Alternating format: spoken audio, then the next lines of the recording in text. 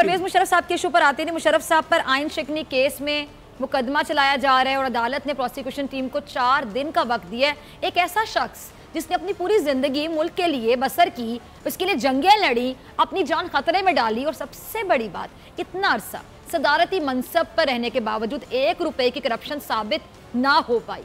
अब मुझे तो ये सब कुछ सोचकर यकीनी तौर पे यकीन जानिए बहुत दुख होता है। क्या कहेंगे ब्रिगेडियर हारिस नवाज साहब आप? देखिए ये बहुत ही अनफॉर्चुनेट बात है और ये it amount to ridiculing the army. Issue ये है कि ये हमें सबको रियलाइज़ करनी चाहिए कि इट्स नेशनल सिक्योरिटी स्टेट और फ़ौज का बहुत अहम किरदार है।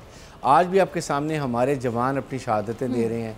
जो जवान नॉर्थ पाकिस्तान में बैठा हुआ है या सियाचिन पे बैठा हुआ है या लाइन पे बैठा हुआ है या कश्मीर में बैठा हुआ है, he doesn't know the actual. वो समझता है कि हमारे चीफ आर्मी साहब को ये रेडिकुल कर रहे हैं, फ़ौज को कमज़ोर कर रहे हैं, वो क्या लड़ेगा। और ये मोरल ऑफ ट्रुप्स होता है। हमारे हर महीने एक पल्स रिपोर्ट जाती है जो एक रेजिमेंट से शुरू होती है और चीफ आर्मी साहब को पुट होती है कि ट्रुप क्या फील करती हैं, उनका मोराल कैसे है, वो क्या उनकी प्रॉब्लम्स हैं, वो सारी की सारी पुटअप की जाती हैं ताकि चीफ आर्मी साहब को पता चलता है कि मेरी कमांड के ट्रुप्स मेरे मुतालिक या फ़ौज के मुतालिक या हुकूमत के मुतालिक क्या सोचते हैं।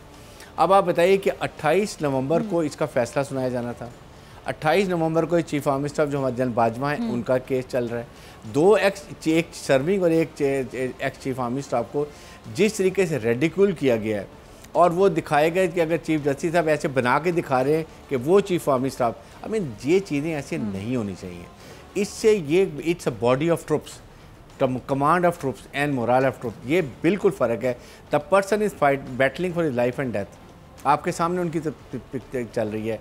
What and he has contributed lot. 10 साल वो रहे हैं, उसके बाद आपने करप्शन नहीं की है और फिर एक इंडिविजुअल को आप कहते हैं, इसको विक्टिमाइज़ करते हैं पॉलिटिकली कि ये कॉन्स्पिरेसी में कभी भी अकेला आदमी कुछ भी नहीं कर सकता।